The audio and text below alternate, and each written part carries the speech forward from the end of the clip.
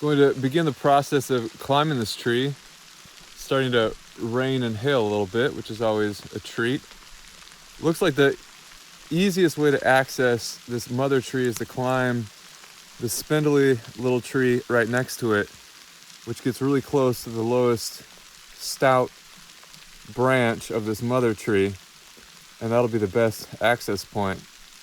All right, time to give it a go.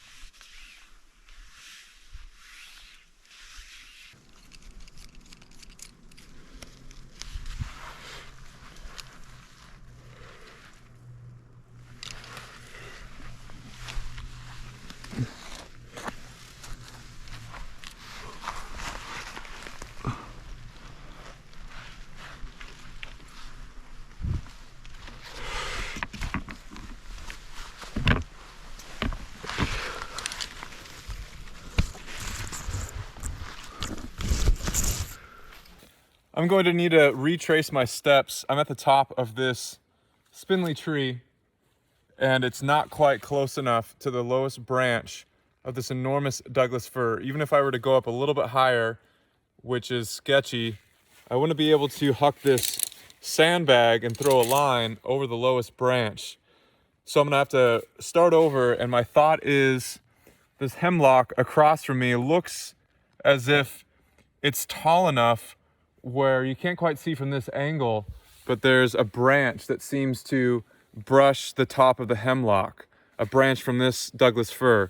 So I think I'll be able to grappling hook over, and I'm gonna give that a shot. I'm at the top of this hemlock. It's getting quite windy, and it is in fact directly parallel to the lowest branches of this Douglas fir. I believe I severely underestimated the age of this fir. Based upon the fractal formations of the lowest branches, I think this old tree is closer to 500 to 600 years old. And this branch right here that I can reach out and grab connects to one of the main branches, the old stout branches connecting to the Douglas fir.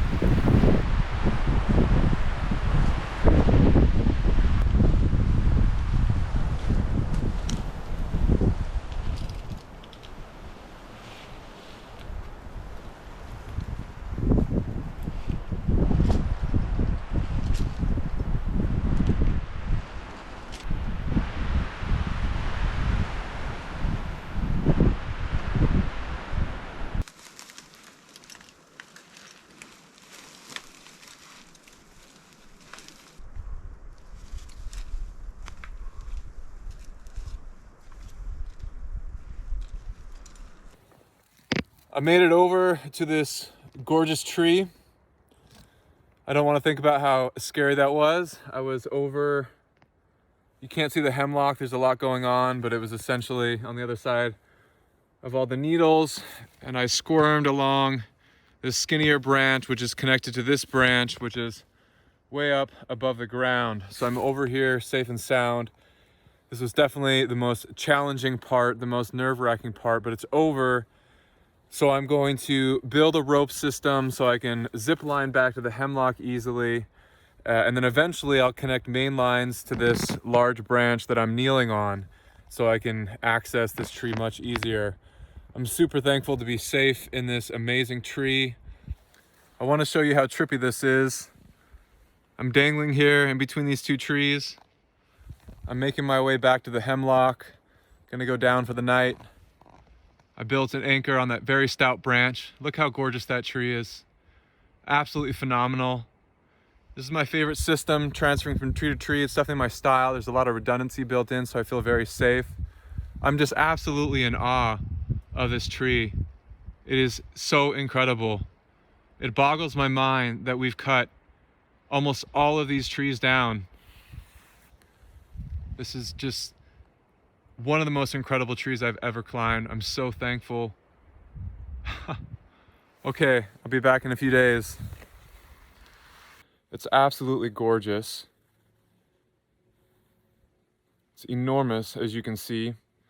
The blue marks indicate that this is a do not cut tree, whereas most every single other tree around me, if the Department of Natural Resources here in Washington State had their way, would be clear cut to the ground, completely destroyed. There's about 80,000 acres left of these legacy forests, these older native forests, and the Department of Natural Resources wants to clear cut all of them for short-term revenue. These ancient ecosystems here in Washington State and all throughout the world are critical for our life, human life, and all life. Their carbon sequestration powers, the water purifications, the biodiversity. It's completely necessary that we protect these forests. Here I am back in the canopy with this gorgeous Douglas fir. I'm going to ascend upwards, beginning by throwing a line over this branch and cruising up with a method called solo lead belay climbing. With this setup here, my main anchor is attached around this enormous branch. It's a little scary because this branch is my only anchor. All my anchors are installed on this branch. And so let's just cross our fingers that this branch stays here for many centuries to come. There's a lot of life on it. There are also dead sections. As you can see, this is a fractal formation. So from this one section, numerous branches go outwards. As soon as I get a top rope installed, it'll be way smoother sailing. It's always easier to climb with a rope above you than below you. And so I'm going to start off by climbing with a rope below me because no one left ropes above me here.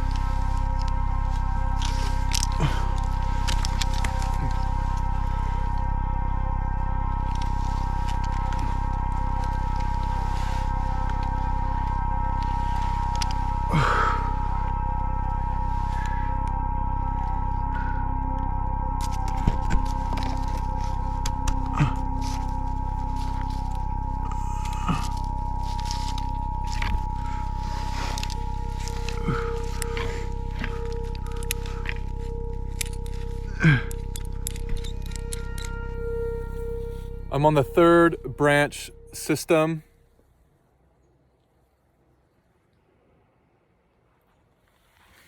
I'm getting close to the top. It's quite the view. Below me is the 2nd branch system, and below that you can't quite see the 1st branch system where I was earlier. So for now, I'm gonna keep pushing to the top.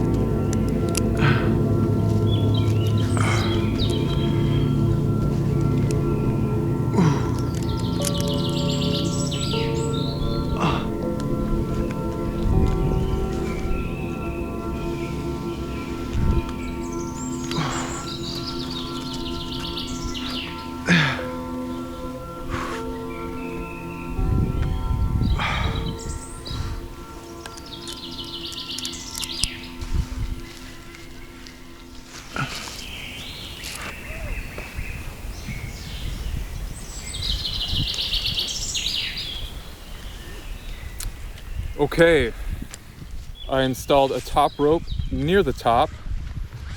I didn't make it into the crown. The sun just went behind the hills, so it is time to go home. I'm standing on the 3rd branch system. It's quite large, and yeah, it's a beautiful view. Pretty trippy. Super gorgeous.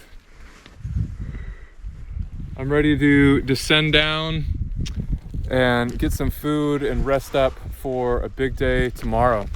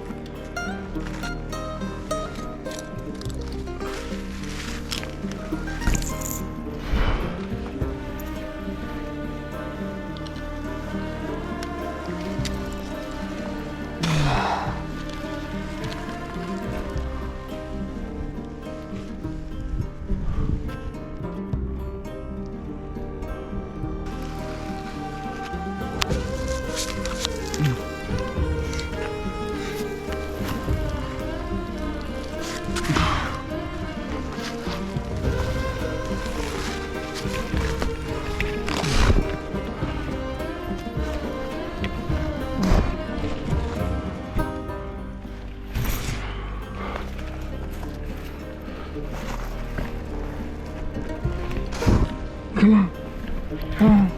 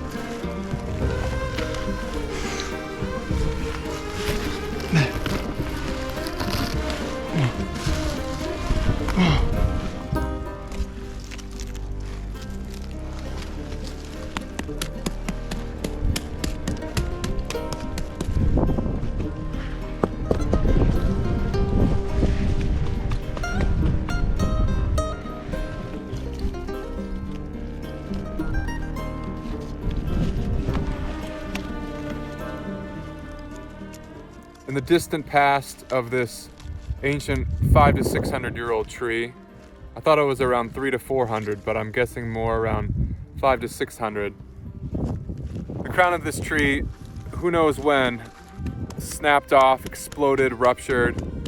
I'm sure it was quite a cataclysmic event, and most likely from a windstorm. And this up here is rotted, though on the other side, you can see this live branch, which has a lot of life forces going into it. So there's quite a bit of life force where I am. And this little guy right here, which is a fractal clone of itself, is the new crown. Definitely not going to climb up there. You can see it's growing from this branch system formation that I'm standing on. It's quite the view up here. Right over there is the sister to this mother tree, which I'll climb in the weeks to come. And there's another one with two crowns that looks quite interesting. So many beautiful ancient trees here. It blows my mind that people want to cut this forest down. There's the middle fork of the Nooksack River. Okay, time to set up camp.